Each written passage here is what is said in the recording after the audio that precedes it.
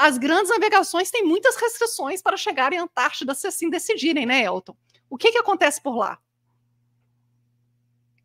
Então, Carol, primeiramente a gente tem que deixar bem claro alguns pontos, né? Entre eles, né? Algo simples, mas que muitas pessoas perguntam, afinal de contas, é Antártica ou Antártida? Excelente começo. Né? As pessoas têm essa dúvida, eu vejo algumas pessoas falando Antártica, outras falando Antártida.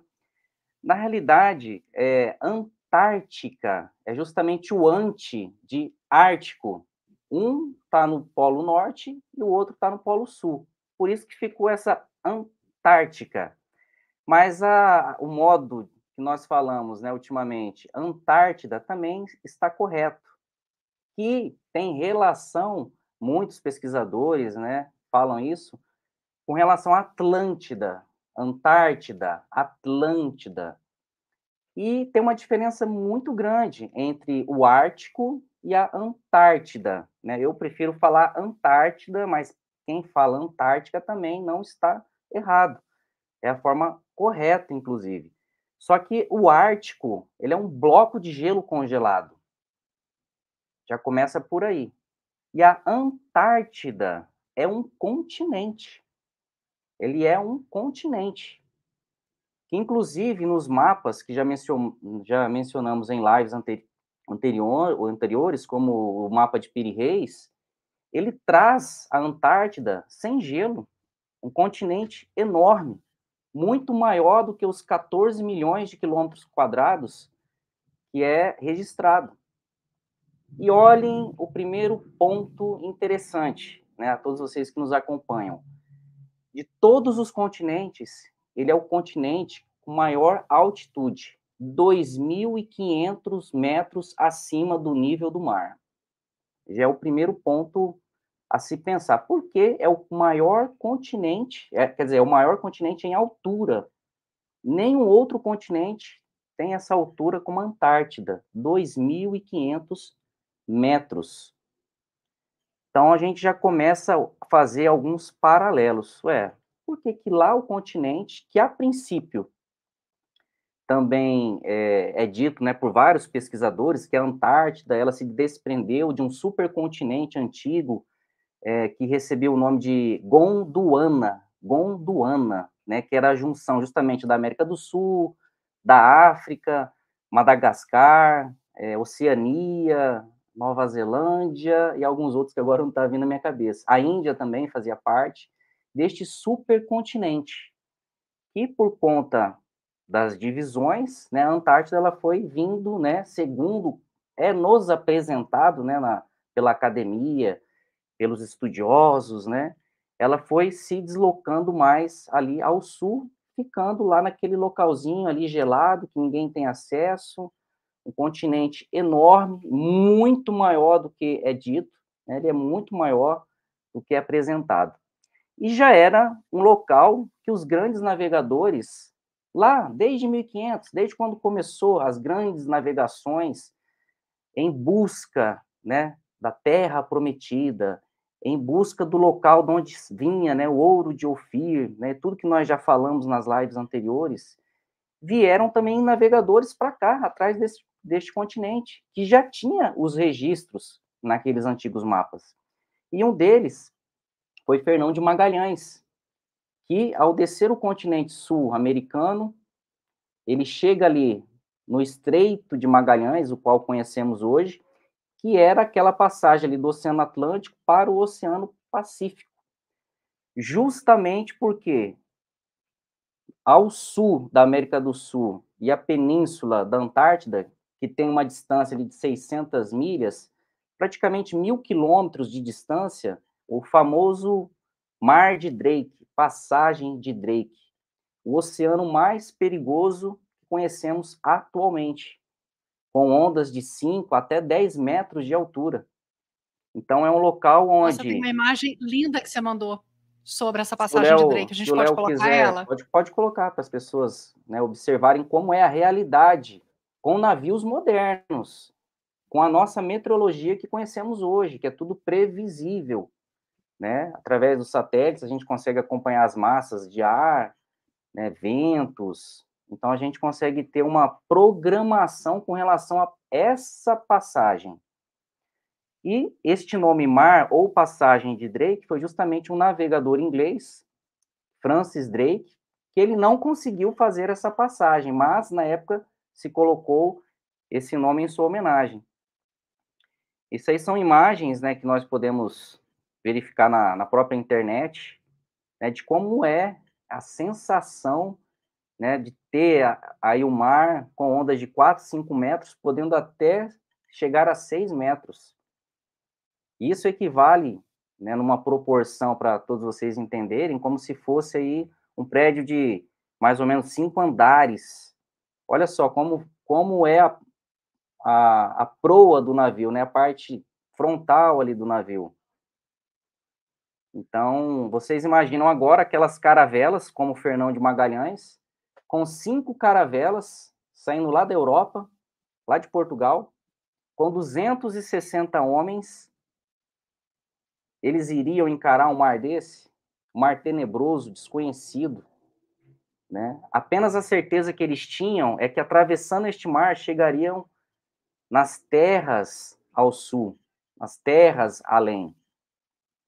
E voltando para o continente gelado, a Antártida, aonde tem muitos mistérios.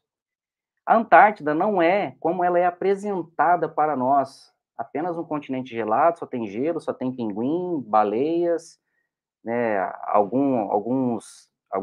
que alguns estudiosos têm a oportunidade, o privilégio de ir lá. Não, ele é um continente que chama atenção primeiramente porque se a gente pegar, por exemplo, o Tratado da Antártida, vocês sabem qual é o único tratado no mundo, desde 1º de janeiro de 1959, que unificou países, né, grandes potências, a cumprirem esse tratado da forma pacífica, e todos eles cumprem? Vocês sabiam que existe esse tratado? Um tratado que foi feito, inclusive, na Guerra Fria, no período da Guerra Fria, mas que, por ocasião específica deste continente, ou deste pedaço de terra, vamos dizer assim, houve um acordo mútuo de paz entre todos os países. E eu gostaria, né, porque com certeza, assim como eu, muitos de vocês não conheciam desse Tratado da Antártida, que faz com que vários países tenham ali um pedacinho, né, daquele local especial, né, diferenciado. É realmente como se estivéssemos chegando em um outro lugar, né, em uma outra atmosfera. E a gente sabe que é o continente mais seco do mundo, é o continente que possui ventos de 300 quilômetros por hora, superiores aos grandes ciclones devastadores. Isso hoje, atualmente. É o local que foi registrado menos 89 graus Celsius. Então, é um continente que tem algumas diferenças para mim, né? Acredito que para vocês, por ser o continente de maior altitude, como eu mencionei agora há pouco. Mas, Carol, eu gostaria de destacar o Tratado da Antártida, que foi feito em 1º de janeiro, né, de 1959, coincidindo com aquele primeiro ano geofísico que falamos na live da Ilha da Trindade, que coincide com um avistamento, né, de vários objetos não identificados em todo o planeta, né, em todo o nosso sistema, de fenômenos... Incluindo a Ilha da Trindade, né, que é de 1958. Exatamente. Tudo conectado. Agora, qual a importância deste continente para nós? Né, além da questão ambiental, a questão da atmosféricos, né? Existe esse Tratado da Antártida, que eu faço questão de ler. Eu vou ler aqui para vocês, é pequeno, mas para vocês verem assim que acordo foi esse que todos os países, né? E eu posso citar algum deles aqui, ó. Eu vou falar os principais, né? Alemanha, isso no período da Guerra Fria. Alemanha, China, Coreia do Norte, Coreia do Sul, Espanha, Estados Unidos, França, Índia, Itália, Japão, Noruega, Países Baixos, Peru, Polônia, Portugal, Reino Unido, Rússia, Suécia, Turquia, Ucrânia. Naquela época, todos eles já falando a mesma língua. Não, não mexe neste continente. Ali vamos fazer um tratado de paz, um tratado pacífico. E todos os países aí que você cita, só gente boa, né? Então vamos Ucrânia, analisando. Alemanha. E o tratado, ele se inicia, né, no seu artigo 1º, falando a seguinte frase, olha só.